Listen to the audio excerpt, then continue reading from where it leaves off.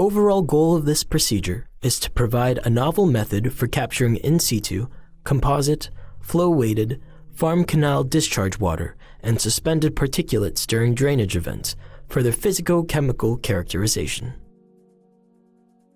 This method will help address the most fundamental step in the field of environmental hydrology, which is collecting a water sample that fully represents a flow event in its entirety. The main advantages of this technique are that it is automated and that it provides a composite sample that is highly representative of typical discharge material present during flow events.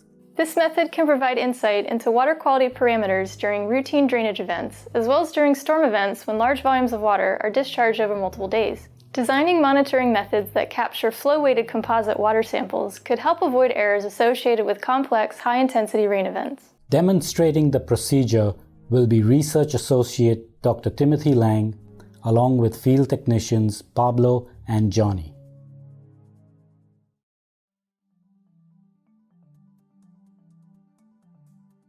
After identifying a study farm, install a data logger near the pump station that triggers an autosampler to collect composite flow samples on a flow proportional basis.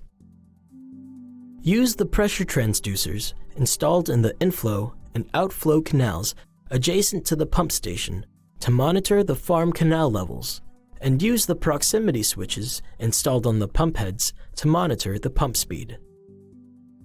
To calculate the drainage, use a data logger and a pump calibration equation for each pump.